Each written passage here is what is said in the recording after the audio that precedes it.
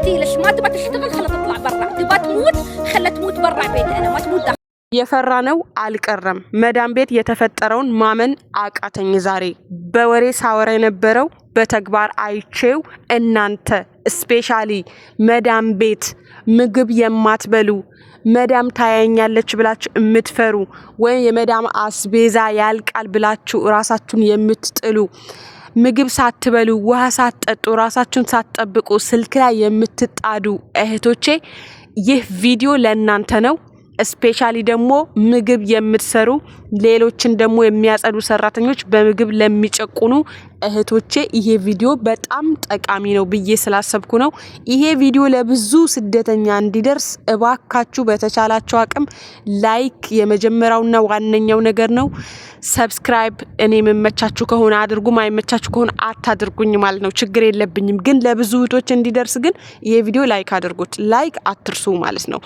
ነገሩ እንደዚህ ነው እህታችን ከኢትዮጵያ ስትመጣ ተመርምራ ከምርመራ ነፃ ሆና ነው የመጣችው ወደ አረብ ሀገር ማለት ነው ከመጣች ከቆይታ በኋላ ግን እንደዚህ ሆናለች መነሳት አቃታት ማለት ነው ለእህቷ ምን ብላ ሪከርድ አደረገችላት መዳም እህትሽ ይሄው ራሷን መሬት ላይ ጥላለች መነሳት አትችልም ምትሰራ ከሆነ ትስራ ማትሰራ ከሆነ ውጭ ወጣ ትሙት እቤቴን ትሙትብኝ አልፈልግም ብላለች ማለት ነው ብዙ ጊዜ ምን ይላለው መሰላችሁ መዳሞች እቤታቸው እስካላችሁ ድረስ ለስራ ነው እንጂ የሚፈልጓችሁ ቢያሽቃብጡላችሁ ቢስቁላችሁ ለናንተ ወደዋችሁ አይደለም ብዬ ተናግሬያለሁ መዳም ቤት እስካላችሁ ድረስ አሁን እቺ ልጅ ስትመጣ ጤነኛ ናት ምንድነው ያሳመማት የምግብ ችግር የውሃ ጥረት ራሷን አለመጠበቅ የስራ ብዛት ነው አይደለም እንዴ የሥራ ብዛቱስ እንዴት እናደርጋለን ምግብስ እንዴት እንበላለን እዛ ቤት ውስጥ ምግብ ከሌለ በአንደኛ ደረጃ ምግብ የለብላችሁ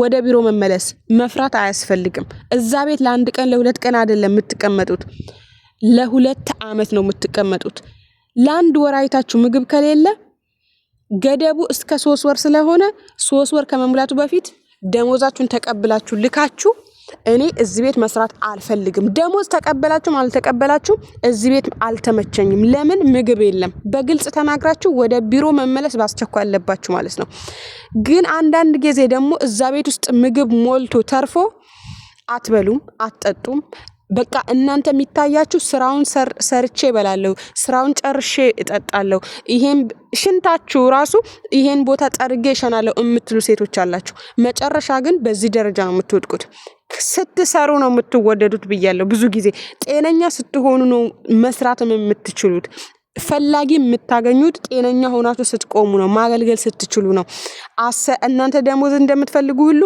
አሰሪም ጤነኛ የሆነ ስራ ይፈልጋል ብዬ ተናግሬያለሁ ማለት ነው አንዳንዶቻችሁ እንኳን ለራሳችሁ ሌላ የሚሰሩ ሰራተኛ እንኳን እቤት ውስጥ ስፔሻሊ ምግብ የምትሰሩ እምትጎዱ አላችሁ እንዳይበሉ የምትከለክሉ የሚጣል ምግብ ማትበሉ አሙቃችሁ ያደረውን ምግብ አሙቃችሁ አትበሉ ከነሱ የተረፈውን ለመኖር አሙቃችሁ አትበሉ ምን እንትን ያረጋችኋል ምን ያሽኮረምማችኋል አንዳንዶቹ ምግብ በእጃችሁ ሞልቶ ተርፎ ምግብ ድስት ሙሉ ምግብ ሰርታችሁ ገልብጣችሁ ለመዳሞች የምትሰጡ ለራሳችሁ ሳትስቀሩ ለምን ያ ኢሉንታ ይሄ መዳም ተወደኛለች መዳም ለራሷ ሐቢብቲ አንቺ በላሽም አልበላሽም ሳትበይም ብትይ መዳም አልበላችም አትልም ሲያልቅ አለቀ ማለቱ አይቀርም አንቺ ለራስሽ ብቻ አይደለም እዛ ቤት ምትሰሪው ለሁሉም ሰው ምትሰሪው ትንሽዬ በሳህን ለራስሽ ብታስቀሪ ለጓደኞችሽ ብታስቀሪ ምንም እቺ ልጅ ጀግና ናት ራሷ አትጥልም ብለው ያከብሩሻል እንጂ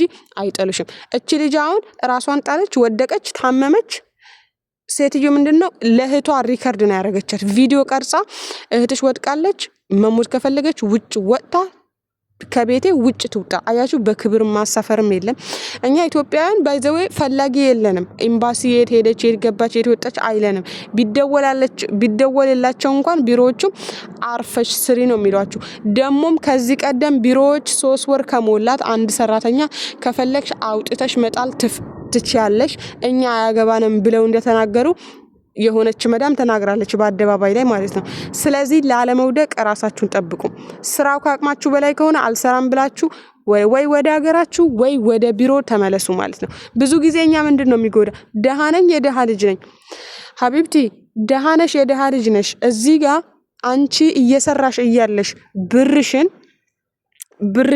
አንቺ ጉዳት ላይ ሆነሽ ሰርተሽ የምታገኙ ገንዘብ ነገ ጤናሽን አያስገኝልሽም።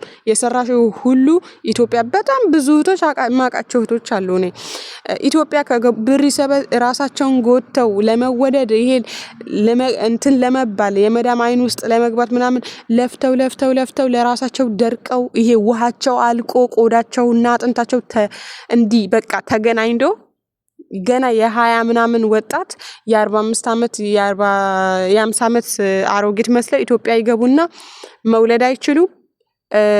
ብራቸው የሰሩት ያ ሁሉ ዓመት የሰሩት በሐኪም ነው የሚጨርሱት። አንዴ ውስጣችን ላይ ፌል የሆኑ ነገሮች በገንዘብ እንኳን ገዝተን ማስተካከል አንችልም ማለት ነው። ስለዚህ እኔ እዚህ ጋር ያልኩት ያለሁት መዳም ቤት በብራችሁም ቢሆን ከነሱም ቢሆን ለምሳሌ ምሳ በልታችሁ እነሱ ጋር እራት ማይኖር ከሆነ እራት እንዶሚ ወይም እንቁላል እኮ እዚህ ሀገር 30 እንቁላል 15 ብር እኮ ነው። ወላሂ እውነቴን ነው የምላችሁ። ፉል እኮ አንድ ፉል ብር 50 ነው፣ 2 ብር እኮ ነው። ኦንላይን እኮ አለላችሁ አስፈቅዳችሁ። እኔ ይሄን መጥለብ እፈልጋለሁ፣ በቃ እፈልጋለሁ። በብሬም እንኳን በብራችሁ ደሞዛችሁ 1000 ከሆነ 200 ብር ብትወስድለት ምን ይጎልባችኋል? ምን ይጎላል? 800 ብር ተቀማጭ ብታደርጉት ገባችሁ? እንደውም 200 ብር አስቤዛ ብታደርጉ ሀቂቃን እስከ 2 ወር አያልቅም። እና ራሳችሁን ጠብቁ። ራሳችሁን እቺ ልጅ አሁን ማንም አያሰራትም። ማን ይፈልጋታል? አሁን እንደዚህ ሆነ እስቲ ነገር ማን ይፈልጋታል? ሀቂቃ እና ይሄ ነው ምላችሁ ማስተላለፍም የፈለኩት ይሄ ነው። እባካችሁ ራሳችሁን ጠብቁ። በብራችሁ የሆነ ቦታ እስኪመቻችላችሁ ድረስ በብራችሁ የሆነ መብት እስክታገኙ ድረስ በብራችሁም ቢሆን ለምሳሌ ምሳ ቁርስ ከነሱ ከሆነ እራት ከራሳችሁ ከሌለ ማለት ነው ካለም ከነሱም የተረፋቸውን በልታችሁ ውሃ ጠጣችሁ ራሳችን መጠበቅ ብዙ ነገር አያስፈልገውም። እኛ ራሳችን መጠበቅ ከፈለግን ማለት ነውና የዛሬው ቪዲዮ ባይዘው ዛሬም ቀን ላይ ሰርችበታለሁ። ግን ይሁን ችግር የለውም፣ ኖርማል ነገር ነው። እኔ ይሄንን እቺን ልጅ ለማሳየት ስል ነው እንትን ያልኩላችሁ ማለት ነው። እና ወላሂ አላህ ከናንተ ጋር ይሁን። አላህ ይጠብቃችሁ ከመጥፎ ነገር ሁሉ። አላህ ይሰውራችሁ፣ ለሀገራችሁ በሰላም ያብቃችሁ ነው ማለት አላህ ከእንደዚህ አይነት ነገር ብዙዎቻችሁ የምትጎዱት እንግዲህ በዚህ ምክንያት ነው። በቃ ራሳችሁን ስለማትጠብቁ ነው። አረቦችም ያቆናል። አሁን ሌሎች ዜጎች ከኔ ጋር ሌሎች ዜጎች አሉ ፊሊፒኖች ማለት ነው። እኔ አሁን ከነሱ ለምጃለሁ።